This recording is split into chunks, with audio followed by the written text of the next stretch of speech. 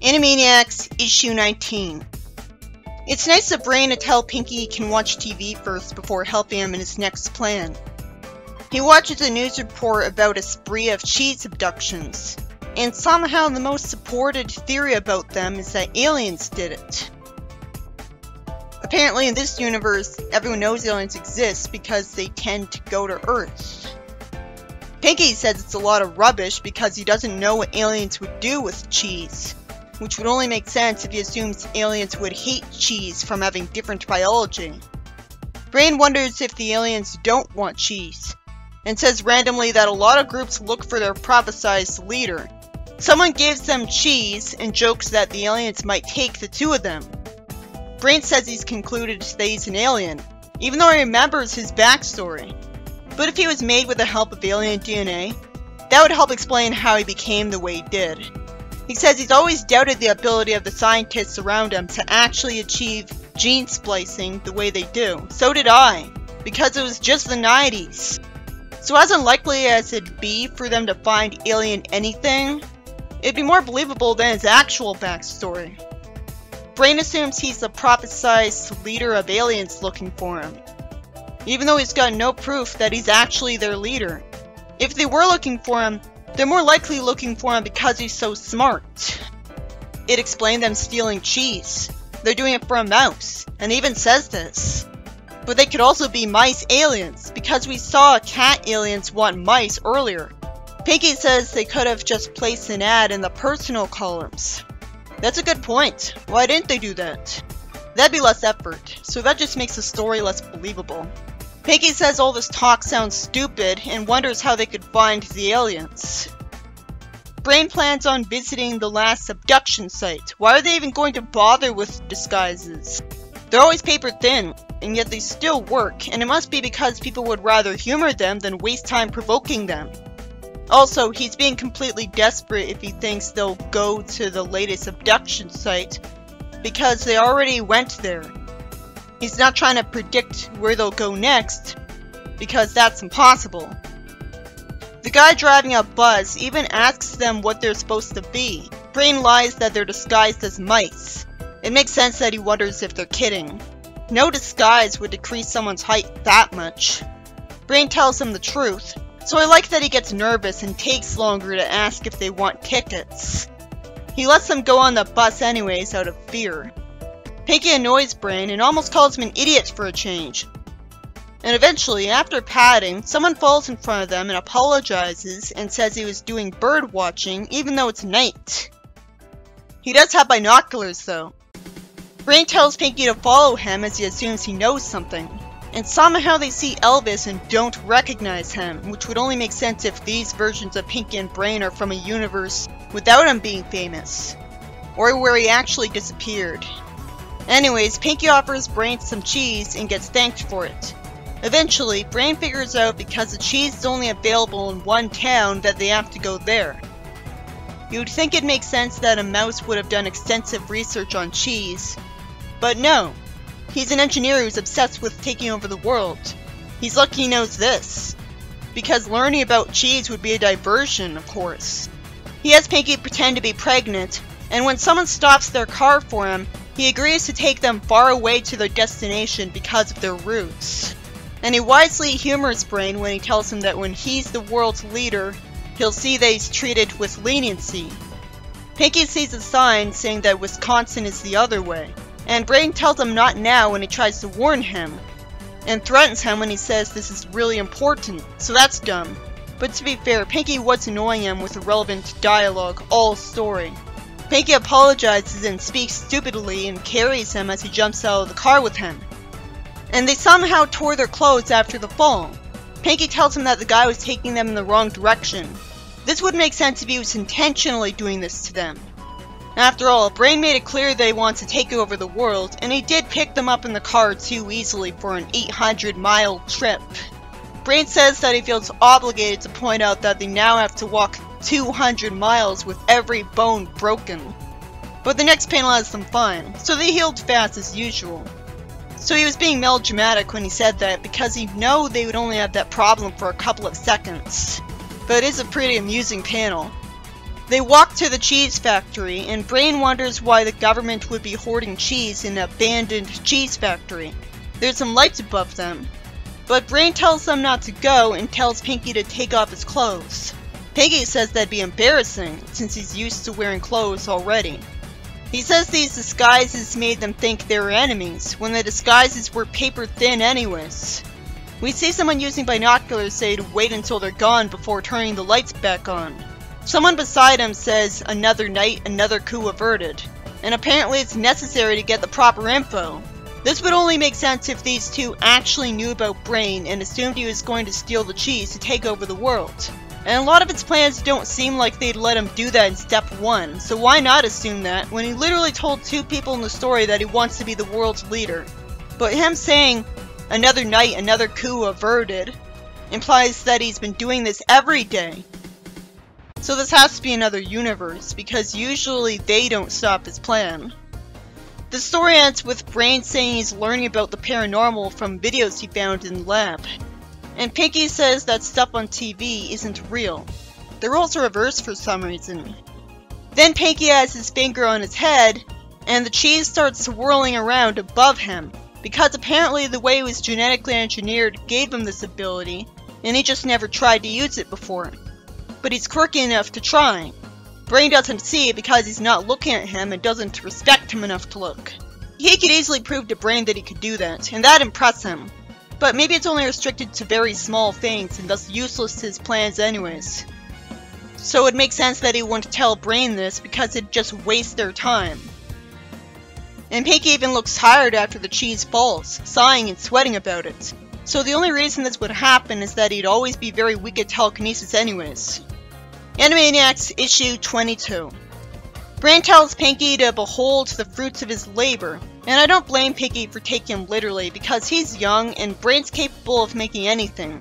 So for all he knows, this is a fruit. Brain presses a button and makes it bounce dangerously around the cage, begging to hurt them. Brain says this is a tiny prototype of his new idea, an atomic super ball. He says that a super ball remote controlled from Mount Everest would bring Earth's populace to its knees. The smaller ball literally does that to Pinky. So Brain wants to try to intimidate his way into becoming the leader, with something he could only send at a few people at a time. He says that the only material he lacks to make his super ball is a deep fat fryer.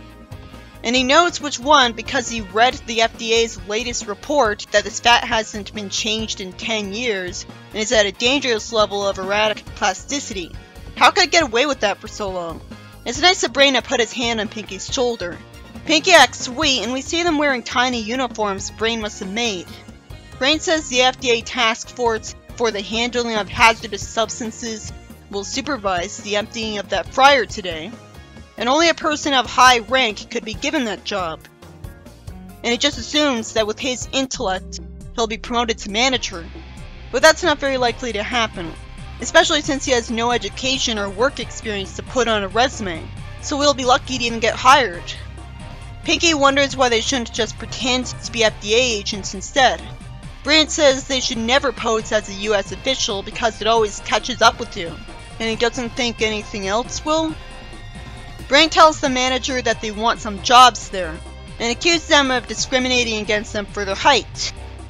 I guess the manager is scared of being sued because he decides to lie about it and hires them, even though he'd have a very good reason to not hire people way too short to do the job well. I guess his logic is that he thinks they'll do so badly that he'll get to fire them pretty soon anyways. So it doesn't matter if he humors them. He warns someone to show Brain the ropes carefully and pauses before saying carefully, implying that he doesn't trust him. And why would he? Not only is he too small for this, but with the trouble these two cause, they'll be lucky if someone in their city didn't recognize them. The manager tells an employee that Brain's challenged while he's smirking, and he says he'll go slow, so he has a vendetta against him. It makes sense that he'd think he's way dumber than he seems because he's trying to get a job he's way too small for. So he didn't think this through.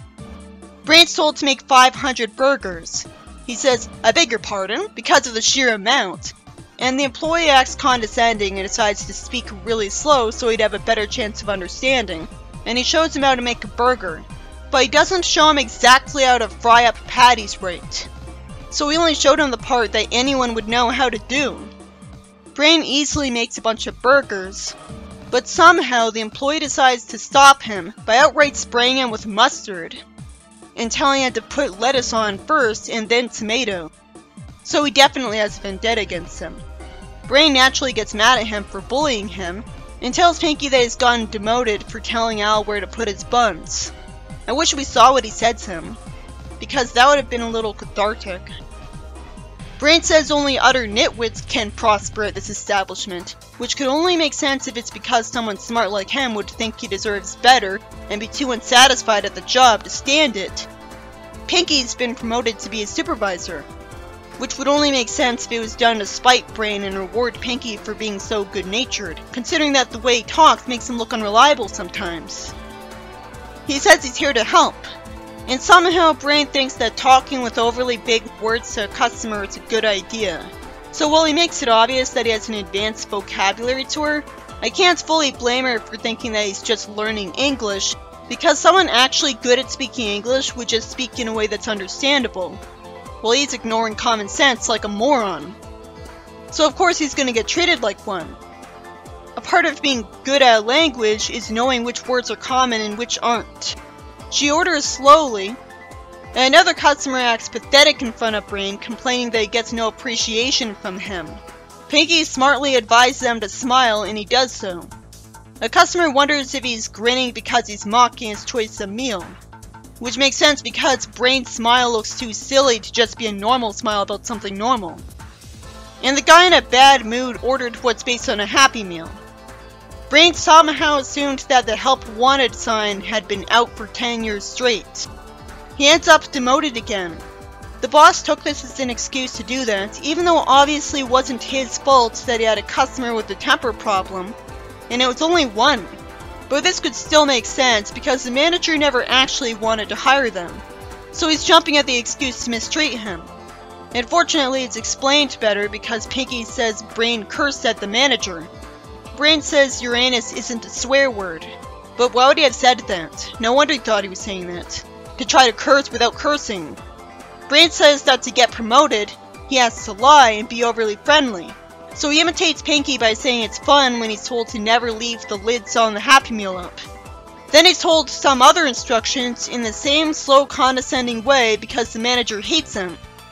He's given a really obvious instruction, and then told to always put the mop back in the closet when he's done, which only makes sense because he'd want to always know where it is.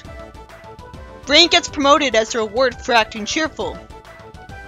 Pinky says they're real to burger material, and it's nice of Brain to say he's glad Pinky considers that to be a compliment. Then he says it's time to empty the fryer. He's shocked that Al's going to be told to empty it instead, and the manager says the stench of that grease alone could kill a man, so he'd never risk his life when he was acting so cheerful. It'd make more sense if he was doing this specifically to spite Brain, since Brain's dialogue made it clear that he planned on emptying the fryer. Also, he must be exaggerating when he says it could kill a man, because obviously it'd be illegal for him to send him to do this then. Brain gets the smart idea to beg Pinky to demote him, and he tries to do things to get demoted. He says the Happy Meal container isn't properly fastened, and explains that it allows outside contaminants to get in, which finally explains why that was a rule. He says the fridge door has been left open, risking the food spoiling, and he tries to ruin the sauce, but Pinky says he doesn't care because he was already shown what makes it special. The only reason it makes sense that he doesn't just demote him already, to humor his friend, is that he's getting back at Brain. And when he finally does demote him for leaving the mop out, it's because he thinks he can't get away with putting off demoting him any longer. Pinky wants him to put the mop away because someone could trip and fall, and Al trips with a fryer, which completely ruins his plan, sending an orb of fat chasing after him. Pinky says Brain destroyed the restaurant, and at least shows off that he got a paycheck from it. Brain wisely suggests buying him earplugs, and in the last panel, Pinky has pink eyes instead of blue for no reason. This story by Dave King is about Brain assuming because of a news report that aliens are looking for him to be their leader and trying to lure him with the cheese they've been stealing. since people look for the new Dalai Lama, and he decided to go on a trip to try to get to the site of a cheese abduction in the hopes that he'd see the aliens again. It was really stupid of him because there's no reason the aliens would revisit a place. The lights were just made by humans to scare him away and foil his plan on purpose, so that was interesting. Before that, someone tried to drive him away from his destination and Pinky saved him from the car. It makes sense that eventually someone would try to stop him from taking over the world. As for what took so long, different universe. This story was by Dana Curtin, and as Brain tried to get fat from a fryer that was somehow left alone for 10 years. It was interesting to see what it'd be like if Pinky and Brain worked at a place like McDonald's. I'm glad it's explained right away why the manager would have a vendetta against Brain, and why he even hired people so short. Because he only hired them after he was threatened into it with a discrimination lawsuit. And Brain insults people off screen to justify getting demoted. His plan was built on the assumption that only a high-ranking person would be given the job of disposing of a dangerous deep fat fryer. But instead the job is given to someone else because he got promoted and they don't want to risk his life. But it'd make more sense if the real reason was that he just said he plans on emptying the deep fryer. So the manager would want to keep him from getting to do that. He wouldn't suddenly like him just because he started acting cheerful to get promoted, because he wouldn't have forgotten everything else he did before that. And there's no clear explanation for why Pinky as his supervisor didn't demote him as soon as he wanted him to. If he had done that, Brain wouldn't have left the mop out and caused Al to trip and ruin his plan. I have to assume that Pinky didn't fire him right away because he knew that was what Brain wanted, and he would rather get back at him, but thought he couldn't get away with keeping that up after Brain said he left him no choice.